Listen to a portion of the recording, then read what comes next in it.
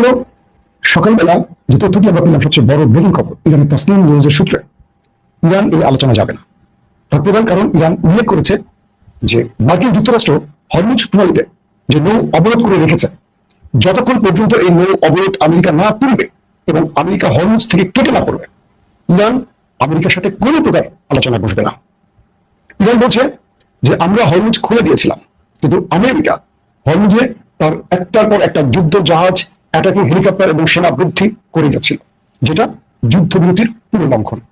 Iran বলছে যদি America সত্যিকার অর্থে এই অঞ্চলে শান্তি চাইতো, ইরান হরমুজ প্রণালী খুলে দেওয়ার সঙ্গে সঙ্গে এখান থেকে আমেরিকা চলে যেত। কিন্তু আমেরিকা শুনছে না তার দেশের কথা, কেবল একটি দেশ তাকে পুরোপুরি কন্ট্রোল করছে, আর সেই দেশটির নাম ইসরায়েল।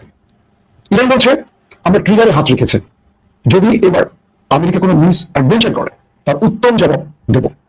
আমেরিকার যে প্রতিনিধি দলটি পাকিস্তানে আসার কথা, সেই প্রতিনিধি দলের 3জন ব্যক্তি গতবার মিটিং করেছিলেন, স্টিভ উইটকফ, জেরার্ড কুশনার এবং আরেকজন ছিলেন ভাইস প্রেসিডেন্ট জেডি ভ্যান্স।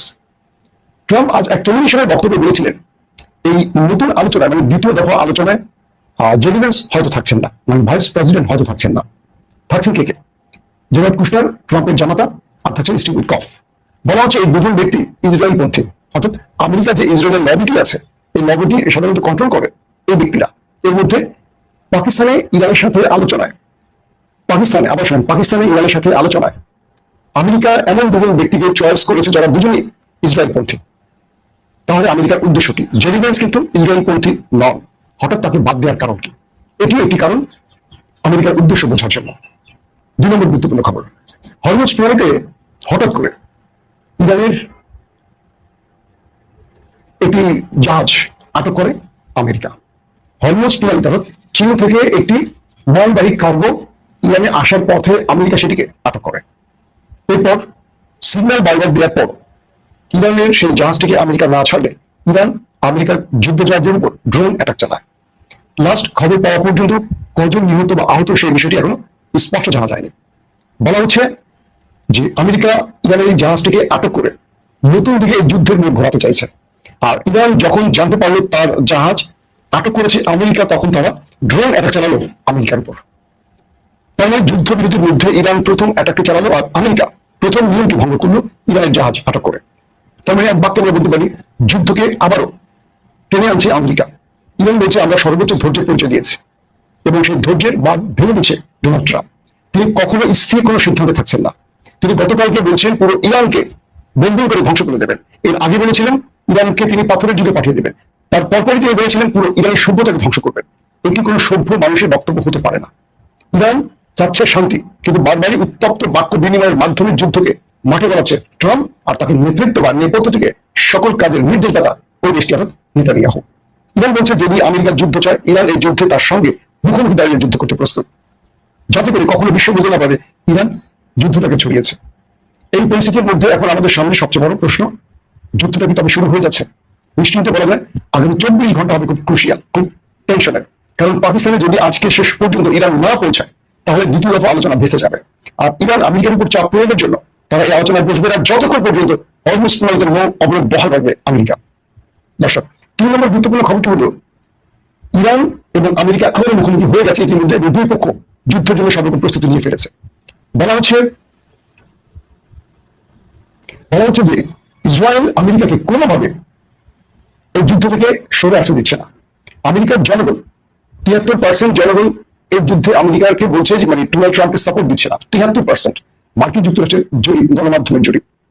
আমেরিকানরা 73% চাচ্ছে না আমেরিকার যুদ্ধটা করুক, কিন্তু 73%-এর বাকিটা কত পার্সেন্ট থাকে বলেন? এই জনগোষ্ঠী চায় ট্রাম্প যুদ্ধটা করুক। বলা হচ্ছে ওই জনগোষ্ঠী ইসরায়েলের মাদকপুষ্ট। এখন ডোনাল্ড ট্রাম্প পুরো একদিনের মধ্যে কমপক্ষে যদি 100টা পোস্ট করেন, 100টা পোস্ট হয় ভিন্ন ভিন্ন। অর্থাৎ সকালে তিনি বলছেন আমি চা খাবো, একটু পরে তিনি বলছেন আমি চা খাবো, আমি কফি খাবো, তারপরে পোস্টে তিনি বলছেন আমি চা কফি কোনোটাই খাই না, আমি একটু লাল পানি খাবো। তো একটা ব্যক্তির এই বক্তব্যের উপর স্থির থেকে ইরান কোনো সিদ্ধান্ত নিতে পারছে না। ইরান কার্যত চাইছে যুদ্ধের পরস্পরই সমাপ্তি হোক, কারণ দিন শেষে ধ্বংসটা তো মধ্যপ্রাচ্যই হচ্ছে। আর আমেরিকা গর্তই করছে, কোনোভাবে ইরানকে একটা উইন সিচুয়েশনে পৌঁছে দেবে না। পাকিস্তান তাসনিম নিউজের তথ্য মতে পাকিস্তান একাধিকবার ইরানের দুয়ারে এসছে। সর্বশেষ পাকিস্তানের সেনাপ্রধান ফিল্ড মার্শাল আসিফ মনির এসছেন। তারা ইরানকে বোঝাতে চেয়েছেন আমেরিকা একটা শান্তিপূর্ণ যুদ্ধবিরতি চায়, কিন্তু তাসনিম নিউজ বলছে যে আমেরিকা এই বক্তব্যটি দিলেও ভেতরে কোনোভাবেই তারা যুদ্ধবিরতিকে চাচ্ছে না, তারা ইরানকে ধ্বংস করতে চায়। ইসরায়েলের গণমাধ্যমের তথ্য অনুযায়ী ইসরায়েল এবং আমেরিকা এবার ইরানে ভয়াবহ অ্যাটাক করার পরিকল্পনা করছে। এবং আল জাজিরা তথ্য রাশিয়ার ইন্টেলিজেন্স সোর্স গুলো, মানে রাশিয়া থেকে যে ইন্টেলিজেন্স সোর্স বা গোয়েন্দা তথ্যগুলো ভ্লাদিমির পুতিনের কাছে এসছে, ভ্লাদিমির পুতিন ইরানকে কয়েক দফা সতর্ক করে বলেছে রাশিয়া মানে কি বলে আমেরিকা, তারা ইরানে এবার ভয়াবহ অ্যাটাক করতে যাচ্ছে। ইরান পাল্টা বলছে যে এবারের হামলাটি আমেরিকা যাই করুক তার চেয়ে ভয়াবহ হামলার জন্য প্রস্তুত ইরান। অর্থাৎ এই লড়াইটাকে আবারও বড় ফ্রেমে নিয়ে যাচ্ছে দেশ দুটো। এখন কোন দিকে যাবে?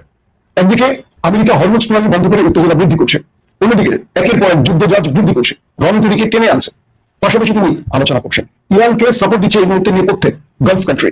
তারা দেখছে যে দিন শেষে সবচেয়ে বেশি ক্ষতিটা গালফের হচ্ছে, অর্থাৎ আরব দেশের হচ্ছে। আরব দেশগুলো আমেরিকাকে বলছে যে তুমি তোমার গোয়ার্তমি করে শেষ পর্যন্ত আমাদের দেশগুলোকে ধ্বংস করছো, আমাদের অর্থনীতির পাল্টা বাজাচ্ছ, আমাদের বিভিন্ন সম্পদের ধ্বংস করছো। তোমাকে আমরা ঘাটে দিয়েছিলাম আমাদের নিরাপত্তার জন্য, তুমি তো আমাদের কি, তুমি তো নিজে নিরাপত্তা দিতে পারছো না।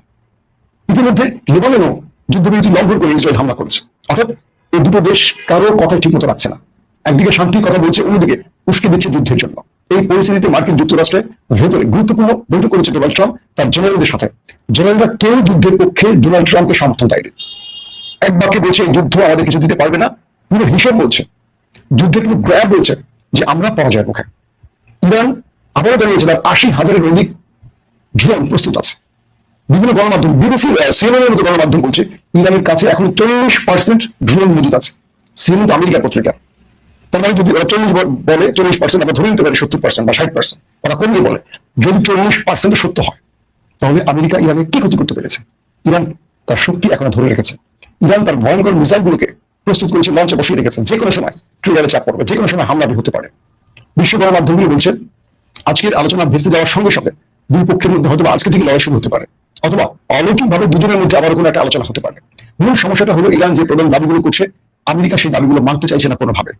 আমেরিকা ইরানকে একটি পজিশনেও বিষয় দিতে চায় না। আর ইরান বলছে তার যে কটা প্রস্তাব এগুলো একটা না মানলেও তারা আমেরিকার সাথে আলোচনা বসবে না। তার মানে আমরা এক বাক্যে বলতে পারি শেষ পর্যন্ত যুদ্ধবিরতি লঙ্ঘন হয়ে যুদ্ধটা শুরু হচ্ছে। এক প্রকার যুদ্ধ শুরু হয়ে গেছে, কারণ ইরানের জাহাজ যুদ্ধ জাহাজ নয়, এটি হলো কার্গো জাহাজ, মালবাহী জাহাজ, যেটি চীন থেকে এসছে, এটি আমেরিকা আটক করেছে। ইরান আমেরিকার যুদ্ধ জাহাজে কিন্তু ড্রোন হামলা করেছে। তার মানে যুদ্ধ এক প্রকার শুরু হয়ে গেছে। এখন মার্কিন যুক্তরাষ্ট্রের গভীর রাত, কোন সিদ্ধান্তটি আসে হয়তো আমরা নেক্সট ভিডিওতে বলতে পারবো। তবে সবচেয়ে ডেঞ্জারাস যে বিষয়টি সেটি হলো দুই দেশের মধ্যে যুদ্ধের সব রকম প্রস্তুতি হয়ে গেছে এবং যে কোনো সময় যুদ্ধটা শুরু হয়ে যাবে। এক বাক্যে আমরা বলতে পারি আমেরিকা, ইসরায়েল এবং ইরানের মধ্যে যে ভয়টি আমরা করেছিলাম, বা এই যুদ্ধবিরতি যদি পাকিস্তান যাচ্ছে না ইরান, তার মানে এই যুদ্ধবিরতিটা আজকে থেমে যাচ্ছে, বন্ধ হয়ে যাচ্ছে। নতুন করে মধ্যপ্রাচ্য আবার লড়াইয়ের মাঠে নেমে যাচ্ছে। বিশ্ব রাজনীতি কোথায় যাচ্ছে, বিশ্ব অর্থনীতি কোথায় যাচ্ছে,